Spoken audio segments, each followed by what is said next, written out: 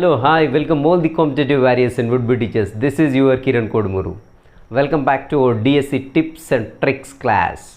So ఈరోజు class అయితే third ఇది tips and tricks. Already 2 class అయితే అయ్యాయి. అవన్నీ కూడా డిస్క్రిప్షన్లో ఇచ్చాను ఆర్ఎల్స్ వీడియో ఎండింగ్లో ఉంటాయి రెండు ఏవైతే టిప్స్ అండ్ ట్రిక్స్ ఇంతకుముందు అయ్యే 2 క్లాసెస్.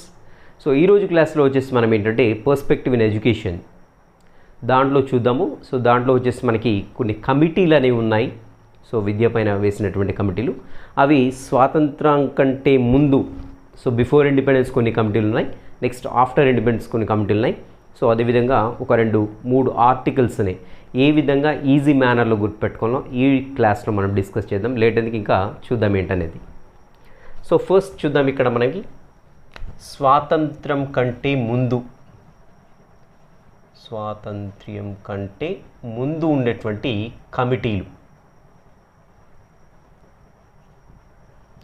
స్వాతంత్రం కంటే ముందు ఉండేటువంటి కమిటీలు కావచ్చు, కొన్ని కమిటీలు ఉన్నాయి, కొన్ని కమిషన్లు కూడా ఉన్నాయి. సో అవేంటో చూద్దాం. రైట్. సో విద్యా కమిటీలు కొన్ని స్వాతంత్రం కంటే ముందు వేయడం జరిగింది, నెక్స్ట్ స్వాతంత్రం వచ్చిన తర్వాత కూడా కొన్ని కమిషన్లను వేయడం జరిగింది. సో అవేంటో ఇప్పుడు చూద్దాము. సో స్వాతంత్రం కంటే ముందు వచ్చేసి ఎన్ని కమిటీలు చూద్దాం. సో దీనికి చిన్న స్టోరీ చూద్దాం. ఫస్ట్ అయితే ఇక్కడ ఇద్దరు అన్న చెల్లెళ్ళు ఉంటారు. చెల్లె పేరు వచ్చేసి భారతి, సో అన్న పేరు వచ్చేసి భరత్. గుర్తుపెట్టుకోండి, భారతి భరత్ ఇద్దరు అన్న చెల్లెళ్ళు. సో వీళ్ళు ఏం చేశారంటే ఒకరోజు వుడ్ల్యాండ్కి వెళ్ళడం జరిగింది. వుడ్ల్యాండ్ అంటే తెలుసా? వుడ్ల్యాండ్ అంటే అడవిని వుడ్ల్యాండ్గా చెప్తాం. రైట్, గుర్తుండటానికి అడవిని కూడా రాస్తాను ఇక్కడ. వుడ్ల్యాండ్కి వెళ్ళారు ఇద్దరు కలిసి. సో వుడ్ల్యాండ్కి వెళ్తూ అలా అడవిలో నడుస్తూ ఉంటే ఒక హంటర్ ఏం చేశాడంటే బాణం వేశాడు. సో ఒక యారో వేయడం జరిగింది. సో ఈ యారో ఏమైందంటే భరత్ మోకాలుకి తగిలింది. భరత్కి వచ్చేసి మోకాలు ఇలా ఉంటే ఈ మోకాలుకి వచ్చేసి యారో కుచ్చుకుంది. సో కుచ్చుకోవడం ఒక చిన్న గాయమయ్యి మోకాలు ఏమైందంటే హర్ట్ అయిపోయింది. హర్ట్ అంటే గాయపడ్డాం. సో గుర్తుపెట్టుకోండి, భారతి భరత్ ఇద్దరు అన్న చెల్లెళ్ళు. సో ఒకరోజు అడవికి వెళ్ళారు, దట్ ఈజ్ వుడ్ల్యాండ్. వుడ్ల్యాండ్ అనే పదం గుర్తుపెట్టుకోండి కంపల్సరీ. వుడ్ల్యాండ్కి వెళ్ళారు. సో అక్కడ అలా నడుచుకుంటూ వెళ్తుంటే హంటర్ ఒక యారో వేస్తే వచ్చేసి ఎవరి మోకాలు తగిలిందంటే భరత్ మోకాలు తగిలి మోకాలు అనేది హర్ట్ అయిపోయింది. సో హర్ట్ కాగానే వెంటనే చెల్లె ఏమవుతుంది, భారతి ఊరికి వచ్చేసి దగ్గరలో ఒక హాస్పిటల్ ఉంటుంది. హాస్పిటల్ పేరు ఇండియన్ హాస్పిటల్. గుర్తుపెట్టుకోండి, ఇండియన్ హాస్పిటల్కి భరత్ని తీసుకొని వెళ్ళిన తర్వాత అక్కడ మనకి జాకిర్ హుస్సేన్ ఉంటాడు. డాక్టర్ జాకిర్ హుస్సేన్ ఉంటాడు. సో అతనికి మోకాలకైనటువంటి గాయాన్ని చూసి ఏమీ లేదు, చాలా సింపుల్దే. సో మనము దీన్ని డిటర్జెంట్ తోటి నీట్గా కడిగేద్దామనేసి డిటర్జెంట్ తోటి కడిగేసి కట్టడం జరుగుతుంది. ఇది story, very simple story. Bharathi Bharat ఇద్దరు కూడా వుడ్ల్యాండ్కి వెళ్తారు, అడవికి వెళ్తారు. అక్కడ ఒక హంటర్ యారో వేస్తే ఆ యారో వచ్చేసి భరత్ మోకాలుకు తగులుతుంది. సో మోకాలు హర్ట్ అవుతుంది. హర్ట్ కాగానే ఏమవుతుందంటే భారతి వచ్చేసి ఇండియన్ హాస్పిటల్ అనేది ఒక హాస్పిటల్ ఉంటుంది దగ్గరలో, అక్కడికి తీసుకెళ్తుంది. అక్కడ డాక్టర్ జాకిర్ హుస్సేన్ ఉంటారు. సో ఏం చేస్తారంటే ఆ గాయాన్ని మొత్తం కూడా మంచిగా డిటర్జెంట్ తోటి వాష్ చేస్తాడు, సోప్ తోటి వాష్ చేసేసి కట్టడం జరుగుతుంది. ఇది స్టోరీ, వెరీ సింపుల్ స్టోరీ. ఇది దేనికి స్టోరీ అనేది కూడా గుర్తుపెట్టుకోండి. స్వాతంత్రం కంటే ముందున్నటువంటి విద్యా కమిషన్లు ఏంటి, కమిటీలు ఏంటి. రైట్, చూద్దాం ఏంటో. ఫస్ట్ భారతీయ అన్నాను కదా, భారతీయ విద్యాలయ కమిషన్.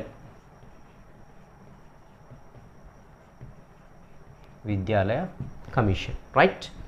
నెక్స్ట్ భరత్ అన్నాను కదా, భారత ప్రభుత్వ చట్టం.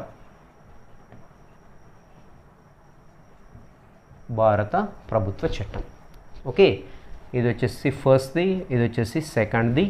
నెక్స్ట్ వచ్చేసి వుడ్ల్యాండ్ అన్నాను, మనకు తెలిసింది Woods dispatch.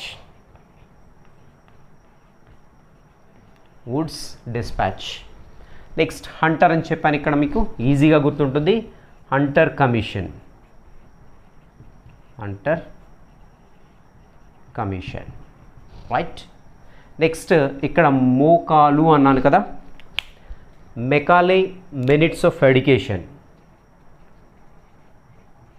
Macaulay minutes of education, right. Next వచ్చేసి ఇక్కడ హార్ట్ వచ్చింది. ఓకే, హార్ట్ ట్యాగ్ కమిటీ ఇక్కడ రాస్తున్నాను. 6th one heart tag committee. Next ఎక్కడికి వెళ్ళారు? ఇక్కడ ఇండియన్ హాస్పిటల్కి వెళ్ళారు కదా. ఇక్కడ వచ్చేసి మనకి Indian education committee, Indian education committee. Next ఎక్కడికి వెళ్ళారు? ఇక్కడ ఇండియన్ హాస్పిటల్కి వెళ్ళిన తర్వాత డాక్టర్ పేరేంటి? Zakir Hussain. So Zakir Hussain committee, Zakir Hussain committee. Next 9th one detergent అన్నాను. సో డిటర్జెంట్ ఇది ఒక సబ్స్టిట్యూట్ వర్డ్ దేనికి అని చూసినట్లయితే సార్జెంట్. సార్జెంట్ అనేది డిటర్జెంట్ అని పెట్టడం జరిగింది ఇక్కడ. సో ఇక్కడ నెక్స్ట్ వచ్చేసి సార్జెంట్ రిపోర్ట్, సార్జెంట్ రిపోర్ట్. ఈ 9 కమిషన్లు కానివ్వండి, కమిటీలు కానివ్వండి, స్వాతంత్రం కంటే ముందు నియమించడం జరిగింది. సో విద్య పైన అనేక సిఫారసులు చేయడము, సలహాలు ఇవ్వడం జరిగింది. సో ఇవి 9 గుర్తుపెట్టుకోవడానికి ఇది మీకు ఒక చిన్న షార్ట్ కట్. సో ఇక్కడ గుర్తుపెట్టుకోండి, డిటర్జెంట్ అన్నాను కదా, ఇది సబ్స్టిట్యూట్ వర్డ్ సార్జెంట్. సో మీకు డిటర్జెంట్ వినగానే సార్జెంట్ ఆటోమేటిక్ గుర్తొస్తుంది. ఇక్కడ డాక్టర్ జనరల్ రిపోర్ట్ చూస్తూ ఉంటాడు కాబట్టి సార్జెంట్ రిపోర్ట్ అని గుర్తుపెట్టుకోండి, రైట్. సో మళ్ళీ ఒకసారి చూద్దాము. సో భారతి, భరత్ ఇద్దరు కూడా అన్నా చెల్లెళ్ళు అడవికి వెళ్తారు, వుడ్ల్యాండ్కి వెళ్తారు. అక్కడ హంటర్ యారో వేస్తే భరత్ యొక్క మోకాలకు తగిలి మోకాలు ఏమవుతుందంటే హర్ట్ అవుతుంది. సో హర్ట్ కాగానే భారత్ ఏం చేస్తుందంటే దగ్గరలో ఒక హాస్పిటల్ ఉంటుంది, హాస్పిటల్ పేరు ఇండియన్ హాస్పిటల్. సో హాస్పిటల్కి తీసుకెళ్తుంది. తీసుకెళ్ళిన తర్వాత అక్కడ డాక్టర్ జాకిర్ హుస్సేన్ చూస్తారు. చూసి మోకాలకు చిన్నగానే గాయమైంది, పెద్దగా ఏమీ లేదు అనేసి చిన్నగా డిటర్జెంట్ తోటి కడిగేసి కట్టుకట్టి పంపించడం జరుగుతుంది. సో భారతి అంటే భారతీయ విద్యాలయ కమిషన్, భరత్ అంటే భారత ప్రభుత్వ చట్టం. సో వుడ్ల్యాండ్లో వుడ్ తీసుకుంటున్నాను, Wood's dispatch. Hunter commission. Next మోకాలు అంటున్నాను, Macaulay minutes of education, right. Next వచ్చేసి Hartog committee. Next Indian education committee, Zakir Hussain committee. Next detergent and Sargent report. ఇవి 9 కమిటీలు, కమిషన్లు స్వాతంత్రం కంటే ముందు నియమించబడ్డాయి. ఓకే, ఈజీగా అర్థమైంది అనుకుంటాను. నెక్స్ట్ ఒక 2-3 ఆర్టికల్స్ చూద్దాము. ఆర్టికల్స్ ఎలా ఈజీగా గుర్తుపెట్టుకోవాలో చూద్దాం. ఓకే, నెక్స్ట్ ఇక్కడ ఆర్టికల్స్ చూద్దాము. సో ఒక 3 ఆర్టికల్స్ అయితే చెప్తాను చూడండి ఇప్పుడు. సో ఉచిత నిర్బంధ విద్య, ఉచిత నిర్బంధ విద్య. సో ఆర్టికల్ ఏంటి ఇది అని చూసినట్లయితే ఆర్టికల్ 45ని ఎలా రాసుకోవాలంటే మీరు సో ఒక జైలు వేసేసుకోండి ఇక్కడ. సో ఇది ఒక జైలు, నిర్బంధించబడడం, ఓకేనా. సో దీంట్లో నెంబర్ వేసుకోండి మీరు ఇప్పుడు 45 అనేటువంటి నెంబర్ వేసుకోండి. వేసుకొని దీనిపైన ఒక బుక్ గీసేసుకోండి పైన. సో అలా మీరు ఒక విజువలైజేషన్, ఒక పిక్చర్ క్రియేట్ చేసుకుంటే మైండ్లో ఫిక్స్ అయిపోతుంది. ఆర్టికల్ 45 అనేది నిర్బంధ ఉచిత విద్య అనేది మనం బుక్ తోటి ఇండికేట్ చేస్తున్నాము. నిర్బంధ అంటే ఇక్కడ జైలుతోటి ఇండికేట్ చేస్తున్నాం. సో కాబట్టి 45 జైలు లోపల ఉన్నది, రైట్. సో నిర్బంధ విద్య, ఉచిత నిర్బంధ విద్య అనేది ఆర్టికల్ 45 గుర్తుపెట్టుకోండి, అది ఒకటి. నెక్స్ట్ ప్రాథమిక స్థాయిలో విద్యాబోధన, ప్రాథమిక స్థాయిలో మాతృభాషలో విద్యాబోధన, మాతృభాషలో విద్యాబోధన జరగాలి. సో దీనికి ఒక చిన్న కథ క్రియేట్ చేశాను, చిన్న స్టోరీ. ఒకతనికి టీచర్కి ఇంగ్లీష్ పైన బాగా గ్రిప్ ఉంది. సో అతను ప్రైమరీ స్కూల్ టీచర్. సో అక్కడికి వెళ్ళేసి ఇంక అక్కడ పిల్లలందరినీ కూర్చోబెట్టి ఇంగ్లీష్లో ఫ్లూయెంట్గా లెసన్ చెప్తున్నాడు. ఇక వాళ్ళకి అర్థమైంది కానీ అనేది ఏమి పట్టించుకుంటా నాకు ఇంగ్లీష్ వచ్చనేసి ఫుల్గా ఇంగ్లీష్లో లెసన్ చెప్తున్నాడు. సో పిల్లలందరూ కూడా ఏమి అర్థం కానట్టుగా ఫేస్ పెట్టారు. సో అప్పుడే అక్కడికి పైన నుంచి ఒక CEO వచ్చాడు. ఒక CEO అంటున్నాను, ఏ CEO, చీఫ్ ఎగ్జిక్యూటివ్ ఆఫీసర్ వచ్చాడు. సో ఏంటండి అక్కడ ప్రాథమిక స్థాయిలో పిల్లలు ఉన్నారు, వాళ్ళకి ఇంగ్లీష్ అంతగా పరిచయం లేదు, మీరు ఇంగ్లీష్లో ఎందుకు చెప్తున్నారు, ప్రాథమిక స్థాయిలో ఖచ్చితంగా మాతృభాషల్లోనే బోధించండి అనేసి ఆ టీచర్ చెప్తారు. ఎవరు? ఒక CEO, chief executive officer. So ఇది స్టోరీ.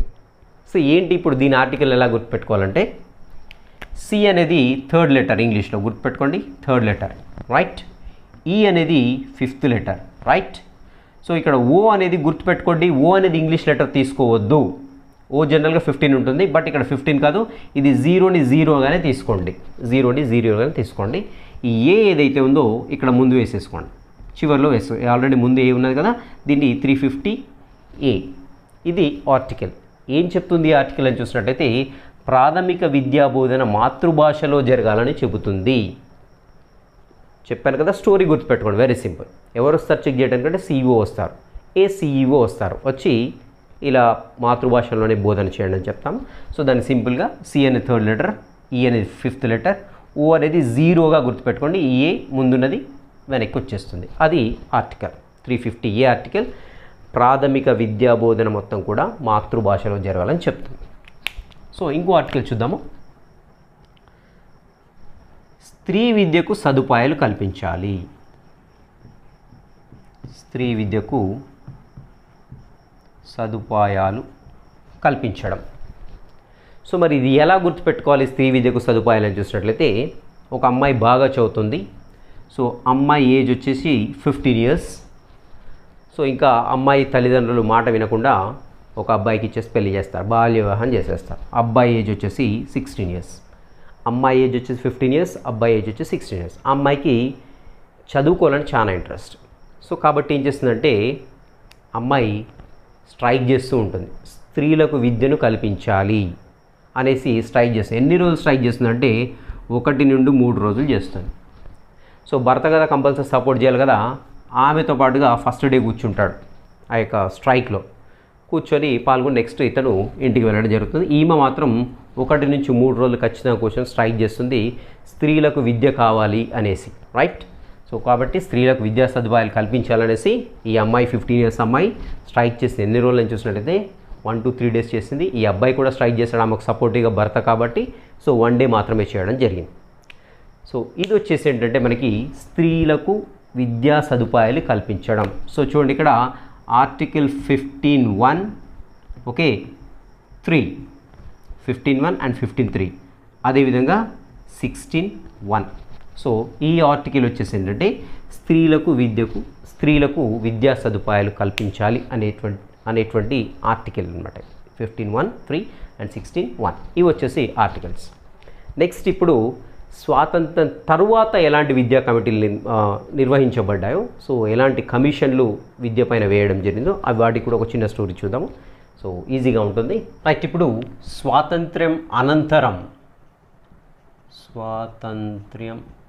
అనంతరం కమిటీలు ఏమేమి ఉన్నాయో చూద్దాం. సో అనంతరం కమిటీలు ఆర్ కమిషన్స్.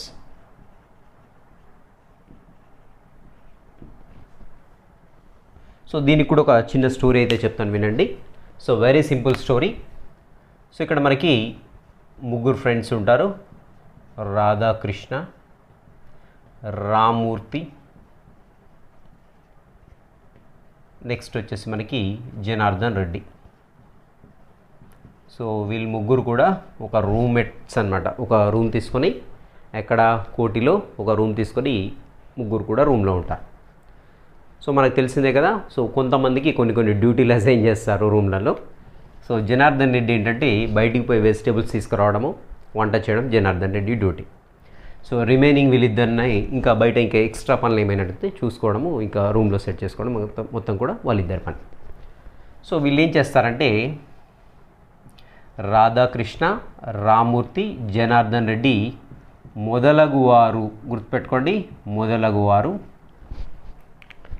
ఒకరోజు ఎక్కడికి వెళ్తారని చూసినట్లయితే కోటికి వెళ్తారు. వెళ్ళిన తర్వాత Janardhan Reddy duty vegetables purchase చేయడం కదా. సో జనార్దన్ రెడ్డి ఏం చేస్తాడంటే కోటిలో క్యాబేజ్ కొంటాడు. క్యాబేజ్ కొనేసి రూమ్కి వెళ్ళిపోతాడు బ్యాక్. ఇంకా వీళ్ళిద్దరు ఏంటంటే ఇండిపెండెన్స్ డే గురించి జాతీయ జెండా కొనడానికి సెర్చ్ చేస్తున్నారు. ఎవరెవరు? రాధాకృష్ణ అండ్ రామ్మూర్తి. సో వీళ్ళు వెళ్ళేసి కోటిలోకి వెళ్ళిన తర్వాత అక్కడ ఒక స్త్రీ కనపడుతుంది. ఆ స్త్రీ ఏంటంటే జాతీయ జెండాలు అమ్ముతూ ఉంది. సో ఆమె ఏం చేస్తుందంటే అరుస్తూ ఉంది, జాతీయ జెండా, జాతీయ జెండా, జాతీయ జెండా అని అరుస్తూ ఉంది. సో మనకు తెలిసిందే, ఎవరైనా ఏదైనా వస్తువును అమ్మాలంటే రిపీటెడ్గా అరుస్తూ ఉంటారు. సో అక్కడ కూడా కోటిలో ఒక స్త్రీ ఏం అరుస్తుందంటే జాతీయ జెండా, జాతీయ జెండా, జాతీయ జెండా అని అరుస్తూ ఉంది. సో వీళ్ళు రావడము, చూడడము, జాతీయ జెండా బాగుందనేసి కొనుక్కొని వీళ్ళు కూడా రూమ్కి వెళ్ళడం జరుగుతుంది. ఇది చిన్న స్టోరీ. సో మరి ఏంటి దీంట్లో ఉండేటువంటి కమిటీలు ఏంటి, కమిషన్లు ఏంటో చూద్దాం. సో ముందుగా ఇక్కడ రాధాకృష్ణ అన్నాం కదా. సో రాధాకృష్ణన్ కమిషన్ ఫస్ట్ వచ్చేసి Radhakrishnan commission, right, Radhakrishnan commission. Next Rammurthy, Rammurthy సమీక్షా సంఘం, సమీక్షా సంఘం, right. Next Janardhan Reddy, direct ఇతని పేరే Janardhan Reddy committee, Janardhan Reddy committee. So మనం ఇక్కడ జనార్దన్ రెడ్డి అని చెప్పుకున్నప్పుడు మనం ఒక చిన్న స్టోరీ క్రియేట్ చేయడంగా ఆ స్టోరీలో భాగంగా ఇతను క్యాబేజ్ కొనుక్కొచ్చాడు కదా. సో జనార్దన్ రెడ్డి కమిటీని క్యాబ్ కమిటీ అని కూడా అంటారు, గుర్తుపెట్టుకోండి. క్యాబేజీ, క్యాబ్ కమిటీ ఇంపార్టెంట్, గుర్తుపెట్టుకోండి, రైట్. ఒకసారి అడగడం జరిగింది. సో జనార్దన్ రెడ్డి కమిటీకి మరొక పేరు ఏంటి అని అడగడం జరిగింది. So Janardhan Reddy committee. Next మొదలగువారు అన్నాం ఇక్కడ కదా. So Mudaliar commission, Mudaliar commission. Next స్త్రీ అన్నాం ఇక్కడ, సారీ ఇంకోటి మిస్ అయింది ఇక్కడ, Kothari commission, Kothari commission, right. Next స్త్రీ అన్నాం ఇక్కడ, స్త్రీ విద్యపై జాతీయ కమిటీ, స్త్రీ విద్యపై జాతీయ కమిటీ. స్త్రీ అన్నాం కదా ఇక్కడ, స్త్రీ విద్యపై జాతీయ కమిటీ. నెక్స్ట్ ఇక్కడ జాతీయ జెండా, జాతీయ జెండా, జాతీయ జెండా. అంటే ఇక్కడ జాతీయ అనేట పదము 3 సార్లు వచ్చింది, గుర్తుపెట్టుకోండి. సో ఒకటి వచ్చేసి జాతీయ విద్యా విధానం, విద్యా విధానం. సో గుర్తుపెట్టుకోండి, జాతీయతోటి స్టార్ట్ అయ్యేటువంటి ఏవైతే కమిటీలు, కమిషన్ ఉన్నాయో స్వాతంత్రం కంటే ముందు ఒకటి కూడా ఉండవు. సో ఇక్కడే జాతీయ అనే పదంతో స్టార్ట్ అవుతాయి, గుర్తుపెట్టుకోండి. సో ఏడోది వచ్చేసి జాతీయ విద్యా విధానం. నెక్స్ట్ వచ్చేసి ఇంకొక జాతీయ వచ్చింది కదా, జాతీయ నూతన విద్యా విధానం, నూతన విద్యా విధానం. ఇక్కడ ఇంకో జాతీయ వచ్చింది కదా. సో అదేంటంటే జాతీయ సలహా కమిటీ. దీన్నే మనము లాస్ట్ దాన్ని యశ్పాల్ కమిటీ అని కూడా అంటాం, యశ్పాల్ కమిటీ అని కూడా చెప్పండి. సో ఇవి 9 వచ్చేసి ఏంటంటే స్వాతంత్రం తరువాత నియమించబడ్డటువంటి కమిటీలు, కమిషన్. దీనికి స్టోరీ మళ్ళీ ఒకసారి చూద్దాము. రాధాకృష్ణ, రామ్మూర్తి, జనార్దన్ రెడ్డి అనే ఫ్రెండ్స్ మొదలగువారు కోటికి వెళ్ళారు. కోటికి వెళ్ళిన తర్వాత జనార్దన్ రెడ్డి క్యాబేజ్ కొనుక్కొని రూమ్కి వెళ్ళిపోవడం జరిగింది. సో వీళ్ళు మాత్రము జాతీయ జెండా కొనుక్కొని పోదామని సెర్చ్ చేస్తూ ఉంటే అక్కడ ఒక స్త్రీ జాతీయ జెండాలను అమ్ముతూ ఉన్నది. సో తను ఏమంటుందని చూసినట్లయితే అమ్మడం కోసము ఆ యొక్క వస్తువు ఏదైనా అమ్మాలంటే రిపీటెడ్గా అరుస్తూ ఉంటారు ఎవరైనా, రైట్. సో జాతీయ జెండా, జాతీయ జెండా, జాతీయ జెండా అని అరుస్తుంది. అరవగానే సో వీళ్ళిద్దరు వచ్చేసి జాతీయ జెండా కొనుక్కొని వెళ్ళిపోతారు. సో అది స్టోరీ. సో రాధాకృష్ణ అంటే రాధాకృష్ణన్ కమిషన్, రామ్మూర్తి అంటే రామ్మూర్తి సమీక్షా సంఘం, జనార్దన్ రెడ్డి అంటే జనార్దన్ రెడ్డి కమిటీ, దీన్ని క్యాబ్ కమిటీ అంటారు. ఇక్కడ జనార్దన్ రెడ్డి క్యాబేజ్ కొన్నాడు కాబట్టి జనార్దన్ రెడ్డి కమిటీ అంటే క్యాబ్ కమిటీ.